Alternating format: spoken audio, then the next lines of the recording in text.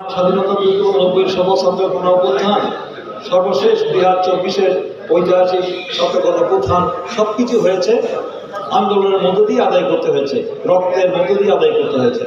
তাই আমি মনে করি যে আন্দোলন ছাড়া আমাদের এই দাবি বাস্তবায়ন করা দুরূহ ব্যাপার।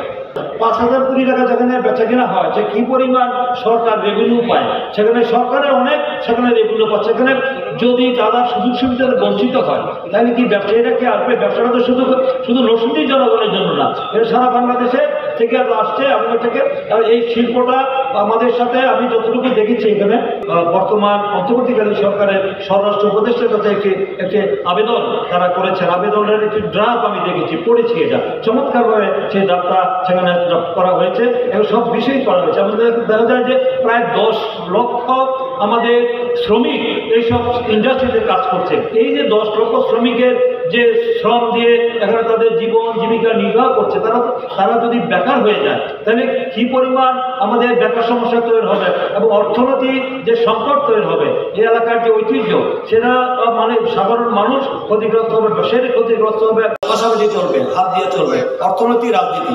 যদি অর্থনৈতিক বিপর্যয় হয়, অর্থনৈতিক চাকা থেমে যায়, তাহলে রাজনীতিও ক্ষতিগ্রস্ত হয়, আর রাজনীতি ক্ষতিগ্রস্ত হলে অর্থনৈতিক ক্ষতিগ্রস্ত হয়। তাই একে অপরের কিন্তু পারস্পরিক একটি সম্পর্ক রয়েছে। তাই আমাদের রাজনীতি যারা আমরা করি, আমাদের সে দায়িত্ব যে এখানে ব্যবসা বাণিজ্য অর্থনৈতিক সচল করা, এই সচলের সাথে মানুষের জীবন জীবিকা জড়িত এবং মানুষের যে কর্মকাণ্ড, সেখানে স্বাভাবিক জীবনযাপন যদি তারা ব্যাহত হয়, তাহলে সেখানে সামাজিক অস্থিরতা তৈরি হবে, বেকারত্ব তৈরি হবে এবং আন্দোলন তৈরি হবে, সাধারণ মানুষ ক্ষতিগ্রস্ত হবে, দেশের দুর্ভিক্ষ দেখা দিতে পারে। তাই আমি মনে করি যে এটাকে খাটো করে দেখার মানে হালকা করে দেখার কোনো সুযোগ নাই। এবং আমাকে অনেকেই বলছেন যে আমার সম্পর্কে বলেছেন অতীতে কিছু দায়িত্ব আপনার, যখন আমি এই এলাকার আপনাদের ভোটে নির্বাচিত হয়ে যখন আমি জনপ্রতিনিধি হিসেবে কিছুদিন দায়িত্ব পালন করেছিলাম, তখন কিন্তু এই এলাকার এই শিল্প কলকারখানার জন্য আমি কিছুটা কাজ করেছিলাম। সেটা আমাদের নৈতিক দায়িত্ব কর্তব্য, যেহেতু জনপ্রতিনিধি, জনগণের কল্যাণে জনগণের সেবায় আমি কাজ করব, এটি আমার জনগণের কাছে অঙ্গীকার, প্রতিশ্রুতি। এবং আমরা ওদের খেয়ালত করবো না, সেখানে মানুষের কল্যাণে কাজ করবো, সেখানে করেছিলাম। সেটাকে আপনারা কৃতজ্ঞতা স্বীকার করেছেন, আজকে অনেকে উপস্থাপন করেছেন যে আমি আপনাদের ওই দিনগুলিতে আমি কি দায়িত্ব পালন করেছি। তো সেই দায়িত্ব তখন আমার দল রাষ্ট্র পরিচালনার দায়িত্বে ছিল।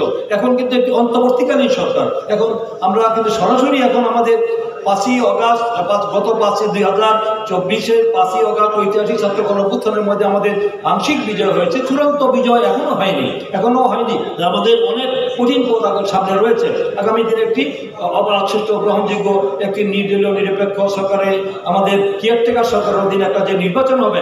অতীতে তো 3টা নির্বাচনে একটি নির্বাচনে জনগণ ভোট দিতে পারে নাই, তখন আমরা নির্বাচিত প্রতিনিধিরা আমরা ক্ষমতায় আসলে আরো অনেক দাবি, যেগুলো শুধু নয়, আমাদের শুধু বাইপাস বন্ধের বা ওই স্বার্থের বিষয় নয়, মানুষের মৌলিক অনেক বিষয় রয়েছে।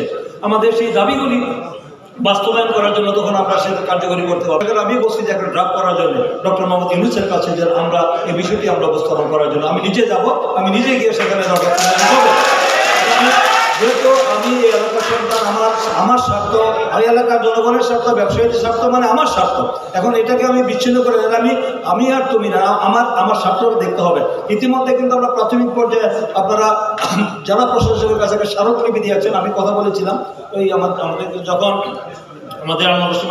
আমাদের এই শাহিন যখন আমার বললো যে আমরা যাব, আমরা ইয়ের কাছে ডিসি সাহেবের কাছে যাবো, জেলা প্রশাসকের যাবো, আপনি একটু বলে দেন। আমি টেলিফোন করে বলে দিচ্ছি যে আমার এই এলাকার আমাদের শিল্প অঞ্চলকে রক্ষা করার জন্য এই বাইপাস সড়ক বন্ধের দাবিতে তারা একটা স্মারকলিপি নিয়ে আসবে। আপনাদের শুধু স্মারকলিপি নিয়ে আপনাদের সাথে একটু মত বিনিময় করবো, তাদের কথাটা শুনবেন। আমি পাঠিয়েছিলাম, তারা দিয়ে আসছে। সেখানে দিয়ে বোধহয় ইতিবাচক সারা আমি পেয়েছি ওদের কাছ থেকে, যে এটা প্রাথমিক পর্যায়ে। তারপরে আপনারা বোধহয় প্রায় 350 না 350 বিশিষ্ট ব্যবসায়ীদের বোধহয় স্বাক্ষর নিয়েছেন আপনারা।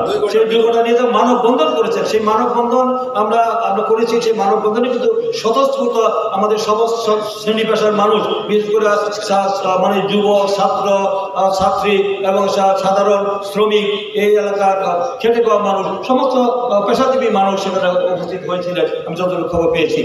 তার মানে এটাকে কিন্তু কোনো রাজনৈতিক কোনো দলের দাবি নয়। দলের দাবি কি? এটা তো সমস্ত এই ব্যাপারে কোনো দ্বিমত আছে এই অঞ্চলের মানুষের? আমার মনে হয় এটা কোনো দ্বিমত করার বা এখানে ভিন্ন মত পোষণ করার কোনো সুযোগ নাই। তাই আমি মনে করি যে এই দাবিটা বাস্তবায়ন করার জন্য আমাদেরকে আরো একটু কঠিন পথ পাড়ি দিতে হবে বা হার্ড লাইনে যেতে হবে নাকি। জনগণের স্বার্থে যে কাজগুলি করা দরকার এবং ব্যবসায়ীদের সাথে জনগণের স্বার্থে সেটাকে বাস্তবায়ন করার জন্য মনে করি যে এই অন্তর্বর্তীকালীন সরকার, আমরা রাজনীতির সাথে যারা সম্পৃক্ত, এই বিষয়টা যদি আমরা যৌক্তিক সহকারে এই বিষয়গুলি তুলে ধরতে পারি, এই বিষয়গুলি যদি আমরা সরকারের যারা নীতি নির্ধারক রয়েছেন, যারা প্রজেক্টের দায়িত্বে রয়েছেন তা তুলে ধরতে পারি, তাহলে আমার মনে হয় বাস্তবায়ন করা খুব কঠিন হবে বলে মনে করি না। যদি বাস্তবায়ন আলোচনার মাধ্যমে হয় যা ভালো, আলোচনার মাধ্যমে না হলে তাহলে অত আন্দোলন আমাদের চূড়ান্ত পর্যায়ে যেতে হবে। কি বলে আমাদের চূড়ান্ত পর্যায়ে আমাদের আলোচনা যাওয়ার জন্য হয়তো আমাদেরকে আরো একটু কঠিন পথ পাড়ি দিতে হবে। সেই কঠিন পথ পাড়ি দেওয়ার জন্য প্রাথমিক পর্যায়ে আমি মনে করি যে আমাদের যৌক্তিক দাবি আদায়ের জন্য যে আমাদের নেতৃবৃন্দরা উপস্থিত হয়েছেন, ব্যবসায়ী নেতৃবৃন্দরা, সবাইকে আমার মনে হয় যে এটা আমার ওপিনিয়ন আর কি, মনে হয় যে এটা সে দ্বিমত করার কিছু নাই। আমরা যদি একটু সর্বদলীয় একটি সমাবেশ ডাকি, সকল শ্রেণী পেশার মানুষকে ডেকে, যেহেতু এটা একটি সবার দাবি। এটা এলো খবরের কাগজ, নিখাত, নির্ভীক, নিরপেক্ষ।